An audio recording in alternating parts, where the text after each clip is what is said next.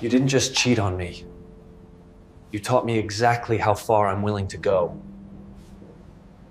After 23 years of marriage, we were celebrating at a restaurant when a stranger whispered, "Your wife spiked your drink." I switched the glasses without a word. 12 minutes later, that sentence has been stuck in my head like a broken notification sound that never stops. But that night, in the soft yellow light of the restaurant, it didn't feel like a sentence. It felt like a timer. I remember the exact moment he leaned in. I was laughing at one of Olivia's fake jokes. She had this loud, polished laugh she used in public, a look how perfect my life is kind of thing. She was swirling her red wine, phone face down on the table for once, nails perfectly done, hair just right. She looked like the kind of wife people envy and the kind of woman who knows it. I was raising my glass to toast when I felt a hand brush my shoulder. "Sir," a quiet male voice behind me said. "Don't react." I froze. Olivia kept talking, something about how the waiter had ruined her salad. She didn't even look up. She never did unless the attention was on her. The man moved closer, just enough that I could see his reflection in the polished silver of my knife. Mid-30s, sharp jaw, nervous eyes. Not someone I recognized. He brought his lips near my ear, like he was telling me the soup of the day. "Your wife spiked your drink." I didn't turn my head. I didn't blink. My first thought wasn't even fear. It was, of course she did. My heartbeat didn't jump. It slowed. "Ow!" I whispered back, barely moving my lips. "Powder in her hand," he murmured. "Dropped it in when you check your phone." I worked the bar. I saw it on the camera. A flash of memory. Me unlocking my phone to check an email from work. Her. "Seriously, Ethan? On our anniversary?" Me putting the phone down, apologizing. Her smiling that practice smile, fingers resting next to my glass. I thought she was just being herself, dramatic, annoyed, needing the spotlight. Apparently, she was measuring my life in milligrams. I gave the stranger the smallest nod. He stepped away like nothing happened, grabbed an empty tray, and disappeared between tables. "Are you even listening?" Olivia's voice snapped me back. "You're doing that thing again where you zone out. It's rude, Ethan." Her eyes, those perfect cold blue eyes, were on me now, searching my face, not with concern, but with irritation. Like I had ruined her night by existing wrong. "I'm listening," I said. My voice sounded calm, even to me. "You were explaining how the salad dressing was an insult to your standards." She rolled her eyes. "I swear, sometimes I feel like I'm talking to a wall." I looked at the two glasses between us. Mine, a little fuller, condensation trailing down the side. Hers, lipstick mark on the rim, a faint smudge where her fingers had been. 23 years of marriage, and this was what we had on the table. One glass for me, one for her, and a stranger's warning hanging in the air like a loaded gun. "Let's toast," I said. She smiled instantly, because toast mean photos, and photos mean content, and content means validation from people who never actually met her. "To what?" she asked, already reaching for her phone with one hand and her glass with the other. "To us," I said. I picked up my glass. She picked up hers. We held them in the space between us, crystal chiming softly as they touched. And then, in a movement so small it looked accidental, I rotated my wrist, angled my glass under hers, and swapped positions as we pulled them back. She never noticed. She was too busy angling the phone with her free hand, checking her reflection in the front camera. "Wait, my hair looks weird from this side. Let's do a quick picture first," she said. "Of course." She set the glass down. The wrong glass. My glass. The glass she thought held my future. I watched her as she pouted, framed us both in the shot, smiled like the perfect wife. I leaned in, my face next to hers, while my mind stood 10 steps behind, staring at us like strangers. "Say 23 years," she sang. "23 years," I echoed. She snapped the photo, checked it, airbrushed reality with a filter, and finally, picked up the glass again, my glass, and brought it to her lips. I lifted hers, the poison one. I could smell the wine, heavy and rich. I wondered if whatever she put in there had a scent. I wondered if she practiced this in her head, rehearsed how long it would take, how people would react. I wondered if she had imagined me dying on this exact chair. We took a sip at the same time. The vinaigrette on my tongue, the wine, the background noise of forks and low conversation, the hum of the air conditioner. Everything suddenly felt too sharp, too detailed.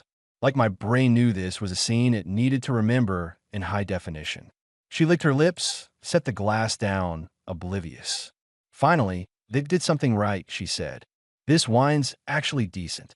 Tom started stretching after that. I watched her talk, complain about her coworkers, mention some big opportunity she was thinking about that she hadn't told me about yet. She mentioned a name, Jake, and laughed a little too warmly.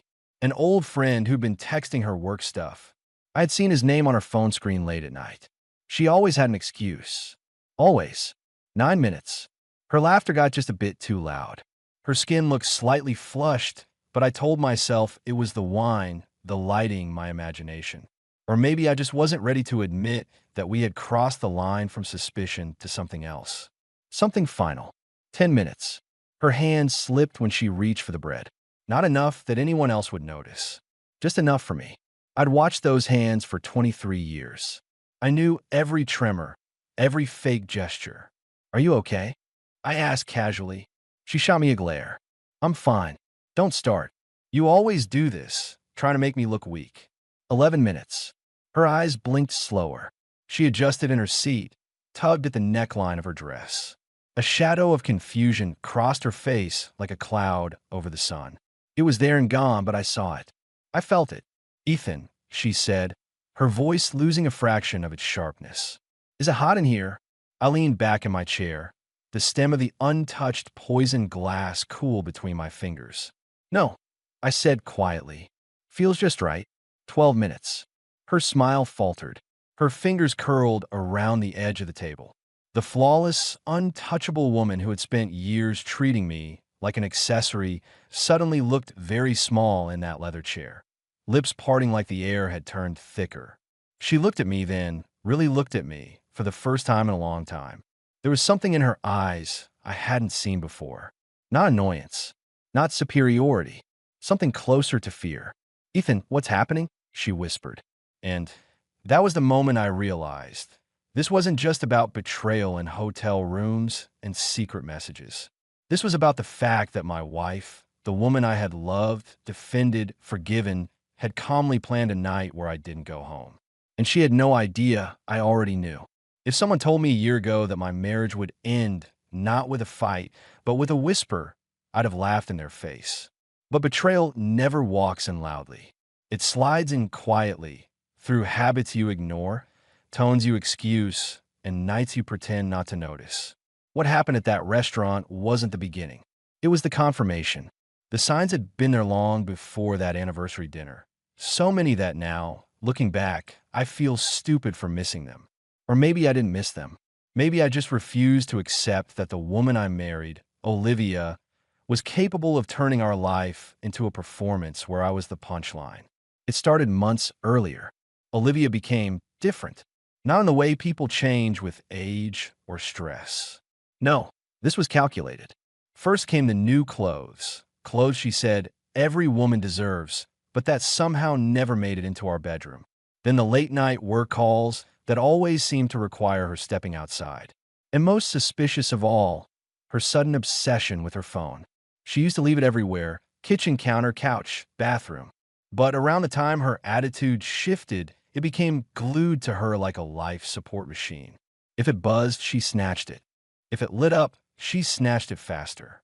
And every time I asked, she'd roll her eyes like I was some insecure teenager. Ethan, she'd snap, it's work. I don't have time to babysit your jealousy. Jealousy. Funny word. Especially when the work contact she was always messaging had a name. Jake Hill. The first time I saw it, I didn't think much of it. A message preview at 11:48 p.m. Can't wait to see you again.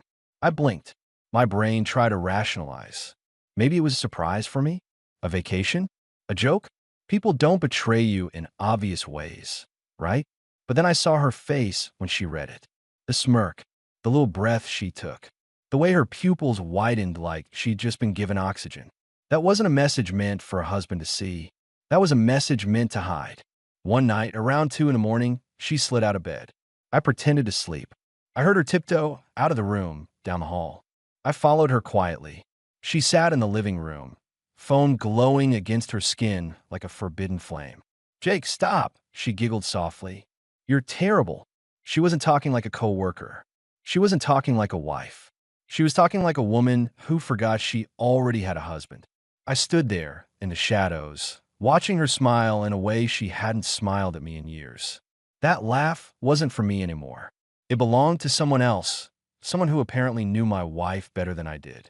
The next day, she handed me a shopping list before storming out for Pilates. It wasn't the list that bothered me. It was the scent. Her perfume. New, expensive, sweet in a way she never wore for me. And her hair, styled, curled, like she was auditioning for a role I wasn't invited to watch. I opened the trash can after she left. I don't know what pushed me to do it. Instinct? Survival? Curiosity? Inside, at the very bottom, under paper towels and coffee grounds, I found a torn piece of hotel stationery. Room 714 was perfect. Same time next week? Gee, my chest didn't tighten. It hollowed. For weeks, I collected pieces like that. Receipts hidden in books. A hotel card key she claimed was trash from a friend. A lingerie tag with a brand she'd never worn at home. A voice in her tone whenever she said his name. A softness she never used with me. Every breadcrumb tasted like poison. So when that stranger whispered the truth at the restaurant, it didn't shock me. It completed the puzzle. She wasn't just betraying me emotionally. She was planning an exit, not a divorce, not a fight, an erasure. She didn't want me to leave her life. She wanted me gone from it altogether. And for the first time in 23 years, I realized my wife didn't just stop loving me. She wanted to make sure I wouldn't live long enough to miss her. The moment Olivia's fingers clawed at the edge of the restaurant table, something inside me snapped. Not like a twig, but like a steel cable finally giving way after years of pressure. She wasn't choking yet, wasn't panicking, not enough for others to notice. But I saw the truth flicker across her eyes, the truth she never intended to face. She wasn't the predator anymore. She was the target. Ethan, I don't feel right, she whispered, voice thinner than I had ever heard it. Something's wrong. I leaned forward, elbows on the table, hands folded like a priest waiting for confession. Is it? I asked, keeping my tone calm. Must be the wine. Her pupils darted around the room, searching for control, searching for dominance, her favorite currency. But tonight, she couldn't find it. Not her voice. Not on my face. Not anywhere. What did you do? She hissed, trying to stand. Her knees buckled, and she dropped back in her chair, nails scraping leather like a trapped animal. What'd I do? I repeated, chuckling under my breath. Interesting question. Shouldn't I be asking you that? Her lips parted, but nothing came out.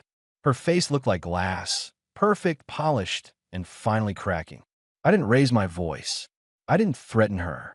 I didn't need to. For the first time in our marriage, silence served me better than words ever had. She reached for her purse, fumbling through it like treasure lay inside. Maybe she expected some miracle pill or antidote she could hide from me. Maybe she believed she could still control the script. Looking for something? I asked. Or someone. Jake, perhaps. She froze. Notwich. Nobres. Noblink. That name landed harder than poison ever could. I don't know what you're talking about, she stammered, but her voice betrayed her, the tremor of a liar caught in her own web. I placed my phone on the table and tapped the screen. The message history glowed bright. Jake Hill, missed last night already. Olivia, you're impossible. Same place tonight? Jake Hill, bring that dress again. Receipt attached. Room number. Time. Date. Her hand shot across the table like a desperate animal trying to snatch back meat from a lion. I moved the phone away, slow and calm, forcing her to look at me instead of the evidence. I've known for a while, I said. I know about the hotel, the messages, the receipts, the lingerie. Her face twisted, not with guilt, but with indignation. That was Olivia's signature move. When cornered, she didn't apologize. She attacked. You invaded my privacy, she spat. You're insane. You've been spying on me. I laughed. I couldn't help it. Even now, even here, even as she was losing control of her own body, she acted like I was the villain. Privacy? I echoed. Is that what we're calling adultery now? She pushed herself up from the chair, wobbling, trying to regain her mask of superiority. You don't understand anything, Ethan. Jake listens to me. He treats me like I matter. You're so dull, always working, always distant, never enough. There it was. The truth. Not remorse. Not guilt. Not regret. Just venom. You try to kill me over boredom? I asked softly. She flinched, tiny but real. The mask slipped again. I didn't, she tried, but her tongue stumbled, words dissolving like wet ash. Save it, I said. I get it. You want a new life. Jake couldn't give you one without me gone. Divorce would cost you. And after all, why face a courtroom when gravity and poison could do the job for you? She gripped the table, breath ragged. You're lying? You switched the glasses, this wasn't how. Her voice broke off. The waiter appeared at her side, concerned. Ma'am, are you all right? Should I call someone? She tried to answer. Her jaw moved, but her voice didn't follow. Everyone watched her, but no one watched me. That was the strangest part. For 23 years, she had been the center of every room. Now, as her world tilted, no one saw the man behind the curtain. Except her. Her eyes met mine, raw and terrified. You knew, she mouthed silently. I nodded once. I learned from the best. I whispered. That was when the reality hit her. Not the poison, not the dizziness, not the room spinning, but the truth that I was no longer the man she could fool. For the first time in our marriage, Olivia wasn't in control. She was exposed, and she knew I wasn't done. People assume betrayal feels like a single blow, like a punch to the gut. One scream, one moment, one heartbreak. They have no idea. Betrayal isn't an explosion. It's erosion. It starts quietly, eats at you grain by grain, until one day you look down and realize there's nothing left of the ground you thought was solid. Sitting across from Olivia in that restaurant, watching her facade crumble, I didn't feel victorious. I didn't feel relieved. I didn't even feel angry. Not the way I expected. What I felt was something far worse. I felt empty. My entire identity, husband, provider, partner, protector, had been built around someone who viewed me as an obstacle, not a companion. And the strangest part was realizing that she didn't see the cruelty of her intentions. To her, this wasn't betrayal. This was convenience. In her eyes, I had lived my life as a placeholder. As she started breathing heavily and gripping the chair, my heart didn't speed up. It slowed. I watched her panic like a spectator at a show I didn't buy tickets for. Her fear didn't give me satisfaction. It gave me clarity. I didn't lose her. I lost time, decades of it. 23 years wasted on someone who rehearsed love but never understood it. There's a particular humiliation that comes with realizing your devotion was a punchline. Every memory you once held sacred suddenly mutates into a joke only you were too dumb to understand. Every anniversary toast, every holiday photo, every night you convinced yourself her distance was stress, tiredness, anything but what it really was. Contempt. I remember the nights I worked late, thinking I was protecting our future. She spent them whispering to another man. I remembered apologizing for things I didn't do just to keep the peace. Meanwhile, she planned her escape like a general preparing for war. It made me sick, not physically, but spiritually. It felt like someone had reached into my chest and rewired the circuitry of my self-worth. And yet, the strangest thing happened. I didn't break. It was her unraveling that made me whole. As Olivia's hands trembled and her voice faltered, I saw her, not as my wife, not as the woman I married, but as who she truly was, a hollow creature desperate for validation, someone who couldn't exist without an audience, a predator who believed the world owed her worship. And for the first time, I wasn't her worshiper. She noticed it too. That terrified her more than anything swirling in her bloodstream. Why are you so calm? She whispered, barely audible. Because finally, the illusion was gone. And when illusions disappear, so does their power. I thought I'd be furious when the truth came out.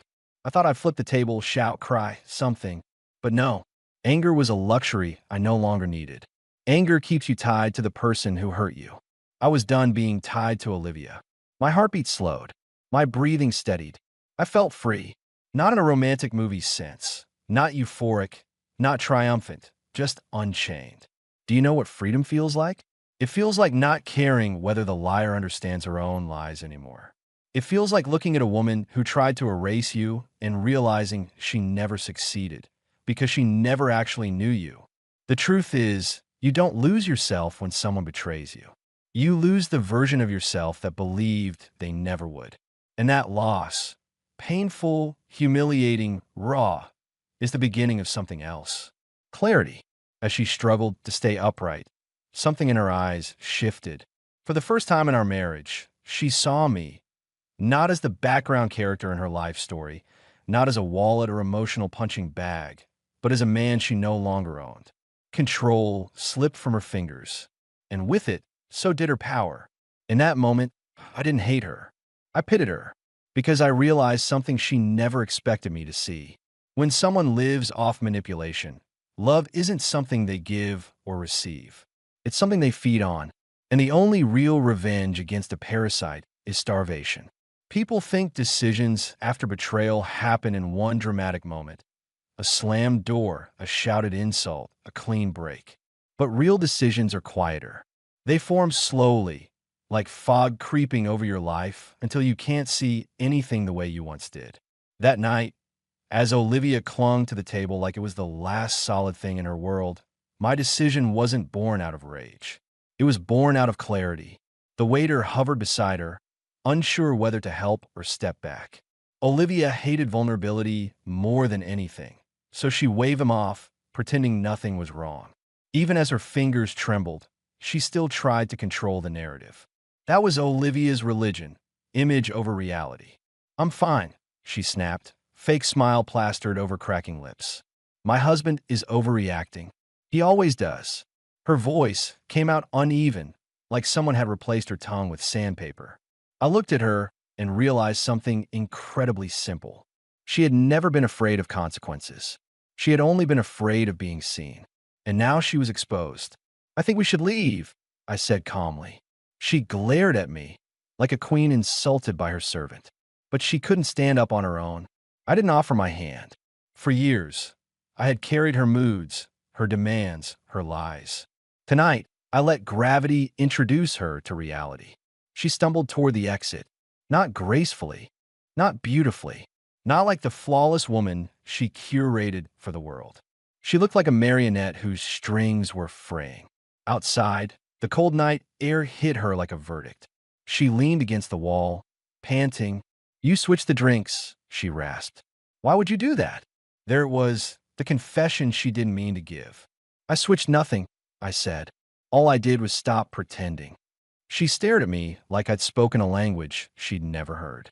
Olivia wasn't used to resistance. She was used to people folding, especially me. "You don't get to do this," she spat, voice brittle. "You don't get to make decisions without involving me." I laughed, not loudly, not cruelly, just honestly. "That's the difference between us," I said. "Your decisions were about removing me. Mine are about rebuilding me." She tried to straighten up, tried to summon the version of herself that won every argument with a smirk. But her confidence was slipping like sand through her manicured fingers. "You're pathetic," she hissed. "Without me, you're nothing." There it was, the sentence she'd probably rehearsed in her head for years. The line she saved, polished, sharpened. It didn't cut me. It freed me. I used to believe that I admitted, but now I finally understand something. She narrowed her eyes, waiting for the blow she couldn't twist in her victory. "You were never my partner," I said. "You were my distraction." Her mouth opened, but no sound came out. For a woman who weaponized words, silence was the first wound she couldn't bandage. My decision crystallized in that moment. Not emotional, not impulsive, but surgical. I would not waste one more breath trying to fix what was never real. I wouldn't fight for her affection, her explanation, her remorse. Those things require a heart. Olivia didn't have one. She had a stage. This wasn't just the end of a marriage. It was the end of a spell. I turned to leave. She grabbed my arm, weakly, desperately, nails digging into skin that no longer belonged to her. "You can't walk away," she whispered. "People don't leave me. That's the second difference between us, I said softly. I don't belong to people. Her grip loosened. Her eyes widened, not in pain, but in recognition that she could no longer shape me, no longer script me, no longer own me. My decision wasn't revenge. It was resurrection. And resurrection doesn't need permission. I walked away without looking back, not because I didn't care anymore, but because for the first time in 23 years, I finally cared about myself. Freedom doesn't arrive with fireworks. It comes quietly, like a lock clicking open in your chest. But the moment you taste it, the world shifts. Colors sharpen, sounds deepen, and the person who once dictated your reality starts to fade into the background like a malfunctioning hologram. I thought walking away from Olivia would be the end. It was merely the beginning. The night after the restaurant. After the whisper, the glass switch, the panic, my phone exploded with notifications. Missed calls, voicemails, messages that range from enraged to desperate. Olivia didn't know how to lose. She didn't even know how to accept a draw. Her power wasn't love, it was control. And now, that power was slipping through her fingers. The first voicemail was venom. Ethan, pick up. You're being ridiculous. You embarrassed me tonight. You made me look insane. People were watching. Fix this. There it was, the shrine of her existence. People were watching. Not you hurt me. Not I'm scared. Not I'm sorry. Her reality was a theater, and I had walked off stage mid-act. She didn't fear losing me. She feared losing the audience. The second voicemail sounded different. Shakier. Not remorseful. No, Olivia didn't do remorse. But nervous. Ethan, answer the phone. I didn't mean. I was overwhelmed. Can we talk? You're twisting things. Twisting things. Her favorite accusation. In Olivia's mind, truth wasn't a fact. It was whatever she could get someone else to believe. The third voicemail? Pure chaos. Ethan, don't you dare ignore me. You think you can leave? You think you can just walk away after everything I sacrificed? Jake doesn't understand me like you do. I need you to. The message cut off there, mid-scream, mid-hysteria. I didn't respond. That's what caused the unraveling. When you take away attention from a performer, they don't fade, they thrash. And Olivia thrashed hard. The next morning, I found her waiting outside my house, sunglasses on, arms crossed, pretending she was calm while practically vibrating with rage. Our car, was parked crookedly like she'd skidded in on fumes of desperation. She stormed toward me the moment I opened the door. You're not leaving me, she snapped, voice sharp as broken glass. I didn't give you permission. Permission. The word dropped between us like a corpse. I laughed. Not because it was funny, but because it was tragic. 23 years together, and this was her takeaway, that my autonomy was hers to authorize. She shoved past me into the living room like she still lived there. She didn't ask. She didn't wait. She just entered, as if her name were carved into the walls. You gotta talk to me, she announced. You owe me that. I owe you nothing, I replied, closing the door behind me. Least of all an audience. She spun around, eyes blazing, not with grief, not with love, but with entitlement. You're making a mistake, she barked. Do you have any idea what people will think? There it was again, her real fear. Not that she lost me, but that she couldn't explain losing me. What they think, I said, is finally not my problem. She stepped closer, lowering her voice into something she probably thought sounded seductive. You don't really want this. You're emotional. You're confused. I stared at her for a long moment. No, I said. For the first time, I'm not. Her confident smirk flickered, just once like a faulty light bulb. She wasn't used to this version of me. This man who didn't ask for approval. This man who wasn't scared of her words. You won't survive without me, she whispered, voice trembling. I built this life. I made you who you are. My reply was simple. No, Olivia. You build a cage. Her face contorted.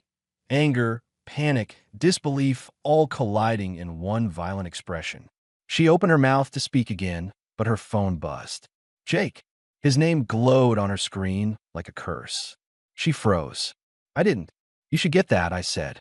Your next act is calling. Her lips trembled. Not from poison this time, but from something far more lethal. Irrelevance.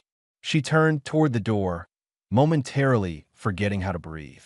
Her hand hovered over the handle, like touching it would confirm something she wasn't ready to admit. "You'll regret this," she said quietly. "No," I answered. "You will." That was the moment Olivia understood. She hadn't lost a husband. She'd lost her audience. And without an audience, a performer is nothing. When a marriage ends, people expect broken plates, lawyers, and dramatic goodbyes. They don't expect silence. But silence is louder than any argument. It echoes. It fills rooms. It crawls under skin. And in Olivia's case, it became a mirror she couldn't bear to look into. After she stormed out of my house, the neighborhood became a stage she no longer owned.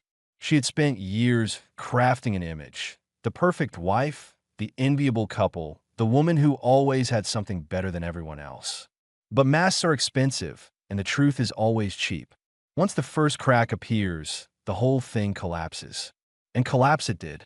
The restaurant incident didn't stay private. It started small, whispers, confused glances, half-told stories.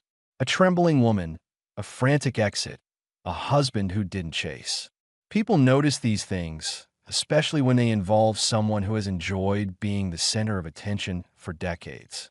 The first sign the tide had turned was a message from my friend Aaron. "Man, is it true?" 3 dots. That was it. No judgment, no accusation, just curiosity. The truth has a scent, and people can smell it even before they see it. I didn't reply. Olivia, on the other hand, couldn't tolerate unanswered questions. She tried to smother the rumors before they formed, but lies are bricks. You can build a castle or bury yourself. She chose the latter. She told people I was unstable. She told others I was jealous. She told a select few that I had a mental episode. But lies don't work when everyone has already seen the preview of the truth. Her co-workers began noticing the late-night calls. Her friends noticed the slip of Jake's name in the wrong conversation. One of her Pilates partners asked her, loud enough for others to hear, why she kept wearing perfume meant for hotel rooms. The kingdom she built on reputation was turning into ash. Jake didn't help matters. Men like him rarely stay when the spotlight burns instead of flatters. A few days after Olivia's meltdown, I received a text message.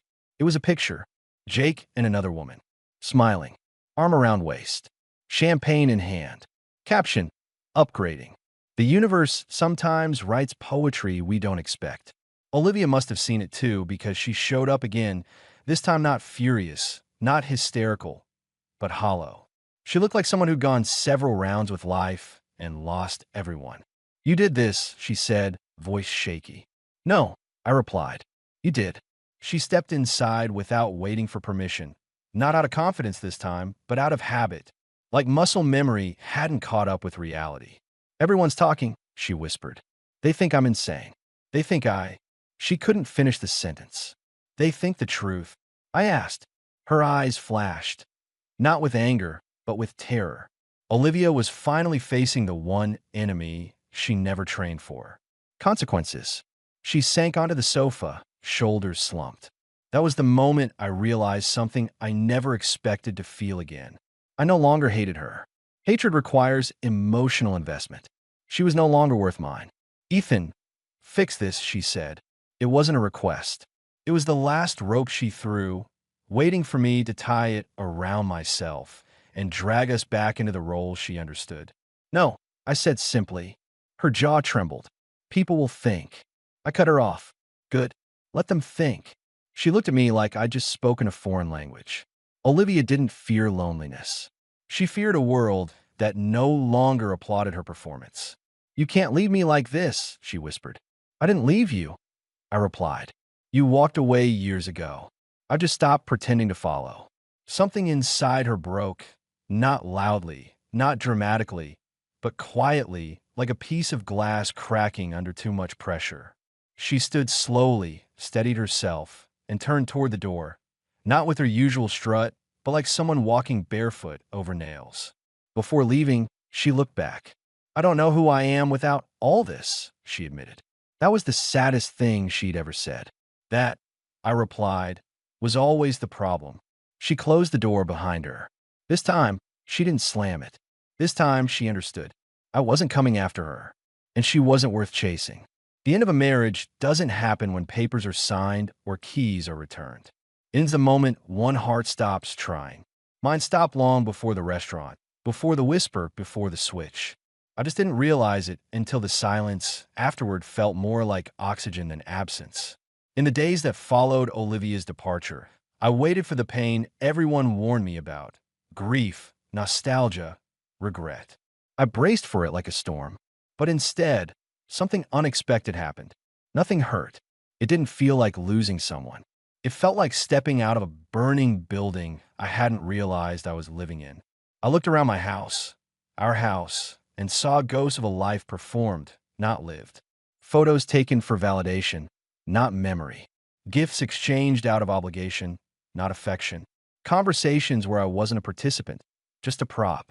It was like waking up from anesthesia, numb first, then painfully aware, then relieved. People asked what happened, some with sympathy, others with curiosity disguised as concern. The truth is, I didn't owe them anything, not explanations, not stories, not my pain. Betrayal is personal. It doesn't become less real when shared, nor more real when kept secret. But I did learn something worth saying. You don't really lose someone who was never with you. You only lose the illusion of them. Olivia wasn't a wife. She was an idea, a persona crafted from insecurity and fueled by attention. She didn't want a partner. She wanted a mirror that applauded her reflection. When a mirror finally cracked, she had nothing left to look at. As for Jake, he was never competition. He was a placeholder, someone who told her she was extraordinary because he hadn't met her long enough to see the rot beneath the polish. Men like him don't stay. They sample. They replace. They leave. Olivia mistook novelty for destiny. She mistook desire for devotion. She mistook attention for love. My mistake wasn't loving her. It was believing she understood what love was. Real love doesn't demand applause. Real love doesn't require witnesses. Real love doesn't need to be earned like a trophy. Real love shows up when no one is watching. It took me decades to understand that.